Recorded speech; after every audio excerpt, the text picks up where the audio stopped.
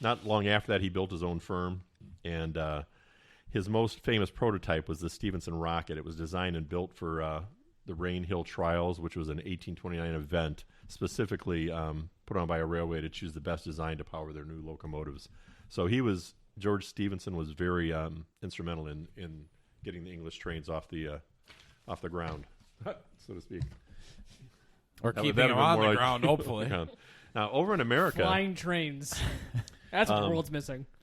Over in the States, Colonel John Stephenson is considered to be the father of the railroads here. In 1826, which was 3 years before... was it the rocket? Boy, I got such a long memory here. Before Stephenson got his... the rocket. The rocket one, he actually had demonstrated the feasibility of a steam locomotive on an experimental circular track constructed at his estate in Hoboken, New Jersey. Well, everything's going great, but we kept going in circles. He was actually granted the first railroad charter years before that, and others received grants and began to work on the first operational railroads. And it was in 1930 that Peter Cooper designed and built the first American-built steam locomotive, the Tom Thumb.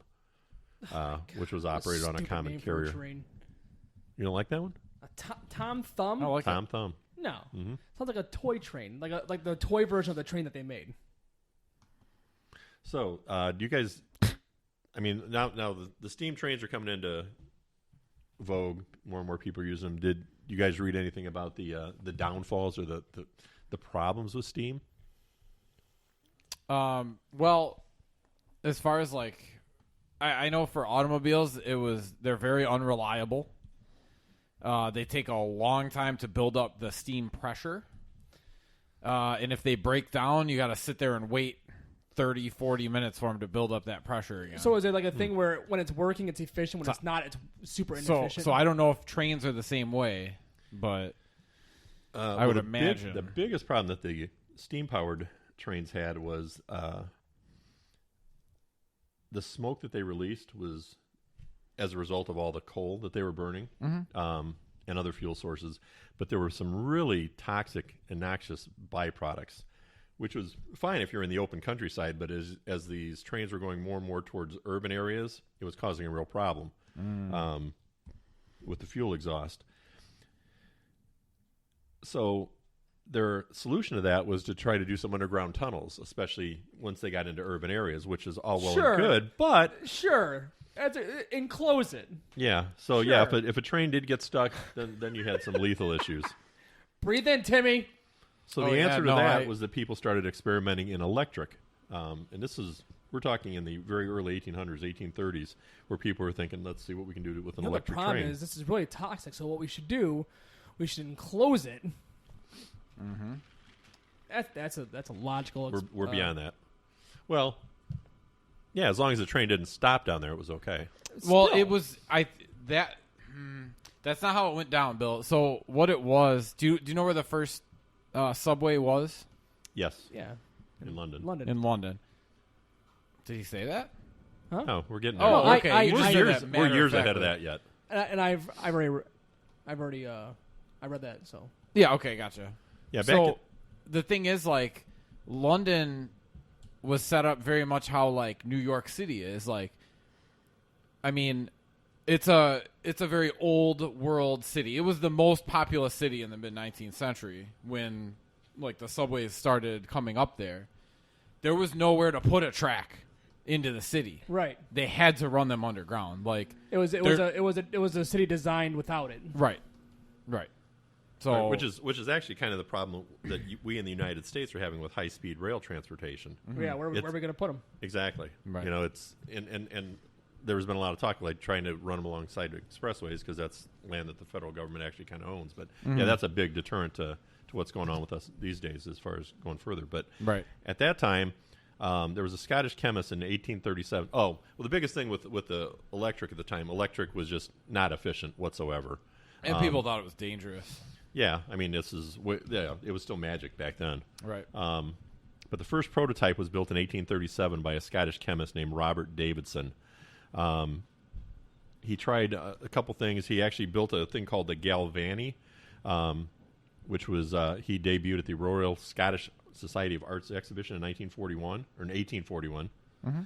It weighed 7 tons, had 2 direct drive reluctance motors. This probably mean more to you, Don, than anybody else. They used fixed electromagnets acting on iron bars attached to wooden cylinders on each axle. And it worked pretty good, but the batteries had limitations, and the Galvani was destroyed by a bunch of railroad workers who viewed this alternative technology as a potential threat to their livelihoods. So that kind of set the whole thing back for a while. The next big breakthrough with electronic trains came in Germany in 1879. A guy by the name of Werner von Siemens, who developed the first electric passenger train.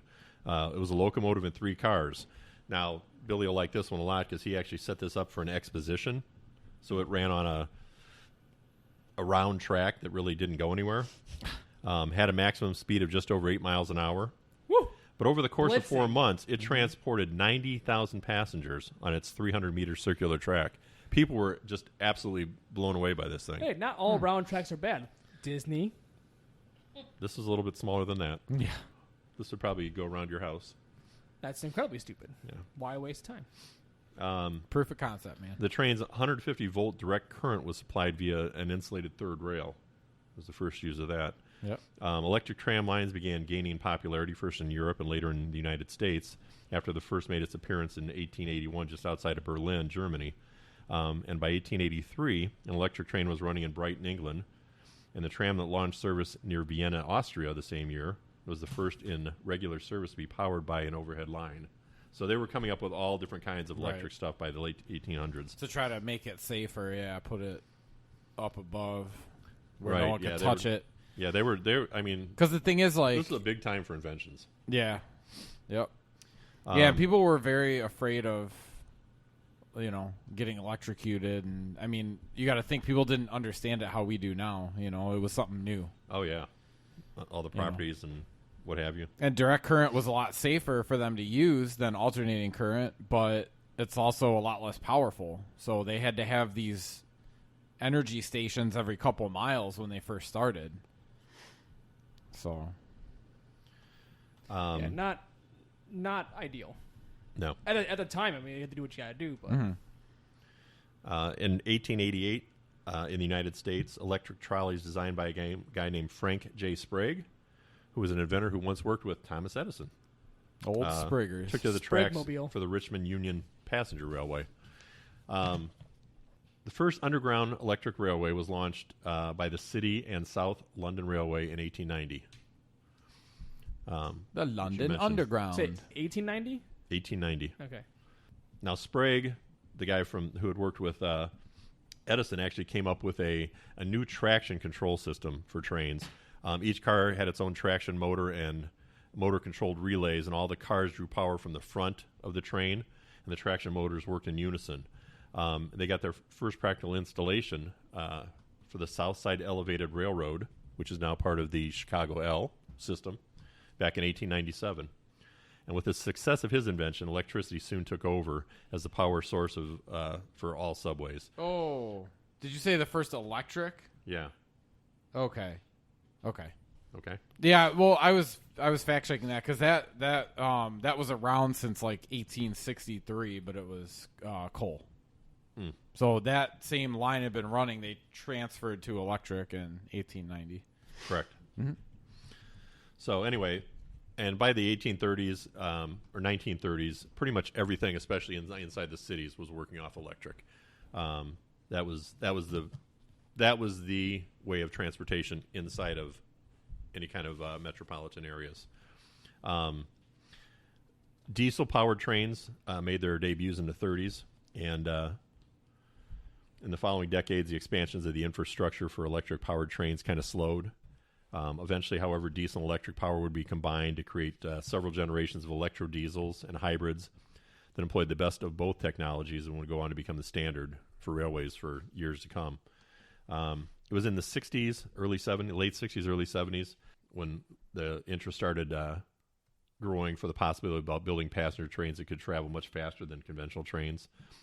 From the 70s, interest in alternative high-speed technology centered on magnetic levitation, or maglev, in which cars ride on an air cushion created by electromagnet reaction between the onboard device and another embedded in the guideway. The first high-speed rail ran between Tokyo and Osaka in Japan and opened in 1964. Since then, there have been a lot more systems built around the world: Spain, France, Germany, Italy, Scandinavia, Belgium, South Korea, China, United Kingdom, Taiwan. It's a lot. You don't hear anything about the United States? No.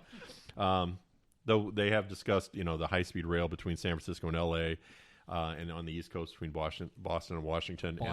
And the problem that keeps happening there is money, and politics has played a big part in the United States. Yeah. It's very expensive to build and operate trains, and if there's not a cost factor coming back, it seems like it's going in and out. I think when Obama first took office, there was this huge, massive bill that was passed, and there was going to be a bunch of money for the railroads, which we hadn't invested in the railroads forever. Right. And it was within 2 years that the cities who were getting the money realized that they either had to use them on trains or nothing else. And they're like, I'd rather put them on highways.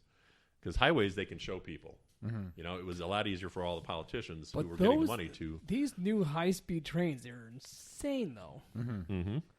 What did I see? The concept, though, I mean, the fastest trains right now are they can go like 350 miles an hour. They can, yeah. Yeah. Well, and the proposed Hyperloop can go almost the speed of sound. Yeah, 700 miles an hour. They say it's going to go up to 760 potentially. What, dude? Awesome. Yeah, that's the one that Musk I is would be working on. so weird about getting. Well, on that thing. kind of. So the most interesting thing, because I did a lot of research on Hyperloop because I knew a little bit about it going in. He's actually not working on it. So Musk got the idea because when they wanted to make that, obviously Musk used to live in LA. He moved now to Texas, but when he lived in LA, obviously he's a businessman. He's very involved in the politics. He saw the proposal for the high-speed trains, and there were two things about the proposal. One, it was like one of the slowest high-speed trains ever made if they built it, and two, it was one of the most expensive. So he's like, why would you want to spend so much money on an inferior to go product? so slow, And it would barely be, I think it was actually slower than a flight still. And like, was the much answer slower. they could get government funding?